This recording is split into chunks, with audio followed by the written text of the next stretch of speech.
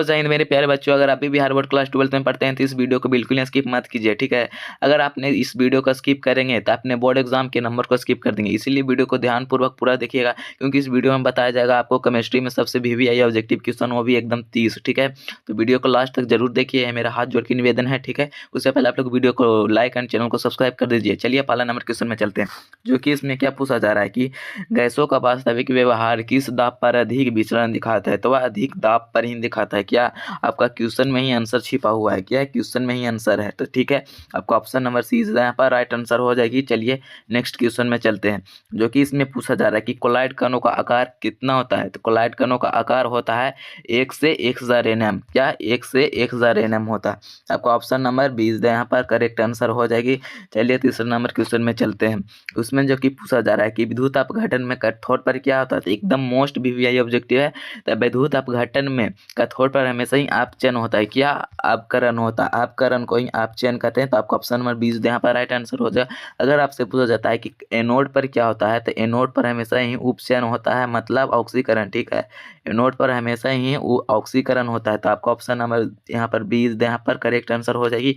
चलिए चौथा number question में चलते हैं, जो कि इसमें पूछा जा रहा है कि फैराड का पहला नियम किससे संबंधित है, तो वह आवेश से संबंधित है, एकदम मोस्ट वीवीआई ऑब्जेक्टिव है, ठीक है। तो आपका ऑप्शन नंबर क्या 20 यहाँ पर करेक्ट आंसर हो जाएगी। चलिए पांचवा नंबर क्वेश्चन में चलते हैं, जो कि इसमें पूछा जा रहा है कि निम्न में से कौन सा मजबूत इलेक्ट्रोलाइट है, तो वह सोडियम क्लोराइड होता है, क्या सोडियम क्लोराइड। तो आपका ऑप्शन नंबर क्या 20 यहाँ पर करेक्ट आंसर हो जाएगी, ठीक है। आप अभी तक वीडियो को आपने लाइक नहीं किया तो वीडियो को लाइक कर दीजिए। चलिए छठा नंबर क्वेश्चन में चलते हैं, जो कि इसमें पूछा जा रहा है कि रासायनिक अभिक्रिया दर बढ़ाने वाला पदार्थ कहलाता है, तो वह उत्प्रेरक कहलाता है, क्या रासायनिक अभिक्रिया की दर बढ़ाने वाले पदार्थ को ही उत्प्रेरक कहते हैं, ठीक है। तो आपका ऑप्शन नंबर 20 यहाँ पर करेक्ट आंसर हो जाएगी, ठीक है। चलिए 7 नंबर क्वेश्चन पर चलते हैं, जो कि इसमें क्या पूछा जा रहा है कि आदर्श गैस का समीकरण क्या होता है, तो एकदम वीवीआई ऑब्जेक्टिव है, हर एक क्वेश्चन को अच्छी तरह से लगाते हुए चलिए, और लास्ट में कमेंट में बताइएगा कि आपको कितना सही हुआ और आप लोगों को पहले से कितना पता था, ठीक है।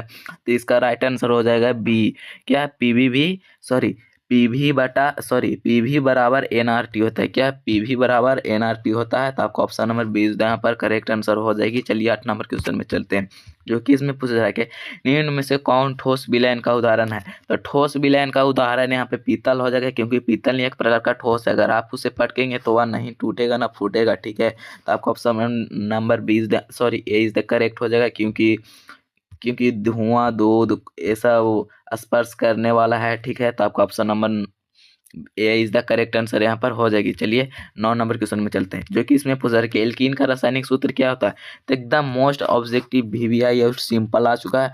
तो एल्कीन का क्या होता है CnH2n, क्या CnH2n होता है एल्कीन का, ठीक है। अगर आपसे एल्केन का पूछा जाता है तो एल्केन का यह हो जाता है ऑप्शन नंबर ए, और एल्काइन का पूछा जाता है तो आपका ऑप्शन नंबर सी हो जाता है, ठीक है। तो इसीलिए आपका ऑप्शन नंबर 20 यहाँ पर राइट हो जाएगा आंसर, वो भी एल्कीन के लिए, ठीक है। चलिए 10 नंबर क्वेश्चन में चलते हैं, जो कि इसमें पूछा जा रहा है कि निम्न से कौन सा एक एल्काइन है। देखिए सेम क्वेश्चन रिपीट हो चुका है, इसमें जो कि पूछा जा रहा है कि क्या पूछा जा रहा है कि निम्न से कौन सा एक एल्काइन है। तो आपका ऑप्शन नंबर सी हो जाए, क्योंकि एथाइन और एल्काइन दोनों का एक तरह का संधि विच्छेद आप लोग व्याकरण तरह करेंगे ना, तो एथाइन हो जाएगा। आपका option number C is the right answer, ठीक है। चलिए 11 नंबर क्वेश्चन में चलते हैं, जो कि इसमें पूछा जा रहा है कि एल्कोहल का क्रियात्मक समूह क्या होता है, तो एल्कोहल का क्रियात्मक समूह -OH होता है, क्या -OH। तो आपका ऑप्शन नंबर सी यहाँ पर करेक्ट आंसर हो जाएगी, ठीक है। अगर अभी तक आप लोग चैनल को सब्सक्राइब नहीं किए तो चैनल को सब्सक्राइब कर लीजिए। चलिए नेक्स्ट क्वेश्चन में चलते हैं, जो कि इसमें पूछा जा रहा है कि एसिटिक अम्ल का सूत्र क्या होता है, तो एसिटिक अम्ल का सूत्र होता है CH3COOH, क्या ऑप्शन नंबर बी, क्या ऑप्शन नंबर 20 यहाँ पर करेक्ट आंसर हो जाएगी, ठीक है। चलिए नेक्स्ट क्वेश्चन में चलते हैं, जो कि इसमें क्या पूछा जा रहा है कि निम्न से कौन सा एक एल्डिहाइड है, तो एल्डिहाइड निम्न से कौन सा है, तो वह होता है HCHO होता है, ऑप्शन नंबर बी, क्या HCHO, ऑप्शन नंबर 20 यहाँ पर करेक्ट आंसर हो जाएगी। चलिए 14 नंबर क्वेश्चन में चलते हैं, जो कि इसमें पूछा जा रहा है कि बेंजीन का मुख्य अभिक्रिया होती है, तो वह प्रतिस्थापन होती है, क्या प्रतिस्थापन ही बेंजीन का मुख्य अभिक्रिया होता है, ठीक है। तो आपको ऑप्शन नंबर क्या 20 यहाँ पर राइट आंसर हो जाएगी, ठीक है। चलिए 15 नंबर क्वेश्चन में चलते हैं, जो कि इसमें क्या बोला जा रहा है कि निम्न से कौन सा सुगंधित यौगिक है। सुगंधित यौगिक कहने का मतलब सुगंध आने वाला, ठीक है। तो आपका ऑप्शन नंबर बेंजीन हो जाएगा, sorry C is the correct answer of benzene हो जाएगा, ठीक है। तो चलिए 16 नंबर क्वेश्चन पर चलते हैं, जो कि इसमें पूछा जाए कि अमीन का सामान्य सूत्र क्या है। तो अमीन का सामान्य सूत्र होता है आर से COOH। तो आपको ऑप्शन नंबर 20 यहाँ पर राइट आंसर हो जाएगी। क्या ऑप्शन नंबर 20 यहाँ पर राइट आंसर हो जाएगी। चलिए 17 नंबर क्वेश्चन में चलते हैं, क्योंकि इसमें क्या पूछा जा रहा है कि DNA की संरचना दी गई है, तो वह वाटसन और क्रिक द्वारा दिया गया है। क्या वाटसन और क्रिक द्वारा दिया गया है। तो आपका ऑप्शन नंबर सी यहाँ पर राइट आंसर हो जाएगी। क्या ऑप्शन नंबर सी। चलिए 18 नंबर क्वेश्चन में चलते हैं, जो कि इसमें क्या पूछा जा रहा है कि निम्न से कौन सा विटामिन ए है। तो विटामिन ए होता है रेटिनॉल। क्या विटामिन ए को ही बोला जाता है रेटिनॉल। तो आपका option number C is the right answer, आपका option number A is the right answer यहाँ पर हो जाएगी। चलिए 19 नंबर क्वेश्चन में चलते हैं, जो कि पूछा जा रहा है कि विटामिन सी का रासायनिक नाम क्या होता है।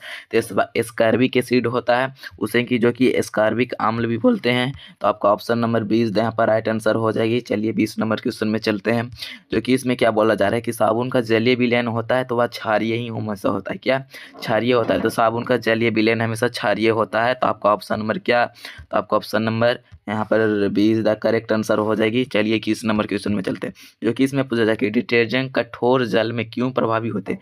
क्योंकि यह अस्कम नहीं बना पाते, इसीलिए यह कठोर जल में प्रभावी हो जाते हैं। तो आपका ऑप्शन नंबर 20 यहाँ पर राइट आंसर हो जाएगा।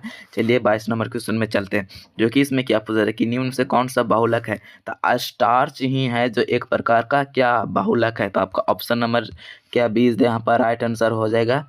चलिए 23 नंबर क्वेश्चन में चलते हैं, जो कि इसमें क्या पूछा जा रहा है कि नायलॉन किसका उदाहरण है। तो नायलॉन एक प्रकार का संश्लेषित बहुलक है। क्या संश्लेषित बहुलक है। तो आपका ऑप्शन नंबर सी यहाँ पर राइट आंसर हो जाएगी। चलिए 24 नंबर क्वेश्चन में चलते हैं, जो कि इसमें पूछा कि निम्न से कौन सा समन्वय यौगिक है। तो समन्वय यौगिक की बात की जा रही है, तो आप लोग देख के मार दीजिए आंख बंद करके। ऑप्शन नंबर 20 यहाँ पर राइट आंसर, ठीक है। ऑप्शन नंबर 20 यहाँ पर राइट आंसर हो जाएगी, ठीक है। चलिए 25 नंबर क्वेश्चन में चलते हैं, जो कि पूछा जा रहा है कि लिगैंड क्या है। तो लिगैंड एक प्रकार का इलेक्ट्रॉन दाता अणु होता है। इलेक्ट्रॉन दाता अणु कहने का मतलब क्या होता है, जो इलेक्ट्रॉन को जो त्यागता है, मतलब दूसरे को देता है, उसे ही इलेक्ट्रॉन दाता अणु कहते हैं। तो आपका ऑप्शन नंबर क्या 20 यहाँ पर करेक्ट आंसर हो जाएगी। चलिए 26 नंबर क्वेश्चन में चलते हैं, जो कि पूछा जाएगा निम्न से कौन सा अपचायक है। तो अपचायक हाइड्रोजन होता है। क्या अपचायक एक प्रकार का ही हाइड्रोजन होता है। तो आपका ऑप्शन नंबर क्या 20 यहाँ पर राइट आंसर हो जाएगी। चलिए 27 नंबर क्वेश्चन में चलते हैं, जो कि इसमें बोला जाए कि निम्न से कौन सा ऑक्सीकारक है। तो ऑक्सीकारक यहाँ पर ही हो जाएगा ऑप्शन नंबर सी। क्या ऑप्शन नंबर सी एक प्रकार का ऑक्सीकारक है। क्या ऑक्सीकारक। तो ऑप्शन नंबर सी यहाँ पर करेक्ट आंसर हो जाएगी। चलिए 28 नंबर क्वेश्चन में चलते हैं, मोल का इकाई पूछी जा रही है। तो मोल का इकाई होता है एक प्रकार का मोल भी होता है और पदार्थ की मात्रा भी होती है। तो ऑप्शन नंबर सी यहाँ पर राइट आंसर आपका हो जाएगा। अगर अभी तक आप लोगों ने वीडियो को लाइक एंड चैनल को सब्सक्राइब नहीं किए तो वीडियो को लाइक एंड चैनल को सब्सक्राइब कर दीजिए, क्योंकि ये मेरा हाथ जोड़कर निवेदन है, ठीक है।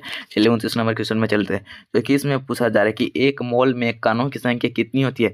तो वह 6.022 गुने 10 के पावर 23 होता है। क्या 6.0222 गुने 10 के पावर 23 होता है, लेकिन यहाँ पर एक ही को 2 दिया गया है। तो इसका ऑप्शन नंबर 20 यहाँ पर करेक्ट आंसर हो जाएगी, ठीक है। चलिए 30 नंबर क्वेश्चन में चलते हैं, जो कि इसमें पूछा जा रहा है कि निम्न से कौन सा गैस का नियम है। तो गैस का नियम एक प्रकार का बॉयल का नियम होता है। बॉयल के नियम को ही गैस का नियम कहते हैं। तो आपका ऑप्शन नंबर ए यहाँ पर राइट आंसर हो जाएगा। क्या राइट आंसर ऑप्शन नंबर ए। तो चलिए आपका 30 मोस्ट VVI ऑब्जेक्टिव कंप्लीट हो चुका है। उसके लिए आप लोग को धन्यवाद। अगर यहाँ तक आपने देखा है तो उसके लिए बहुत ही धन्यवाद। अगर आपने अभी तक चैनल को सब्सक्राइब नहीं किया तो चैनल को सब्सक्राइब, वीडियो को लाइक जरूर कर दीजिए।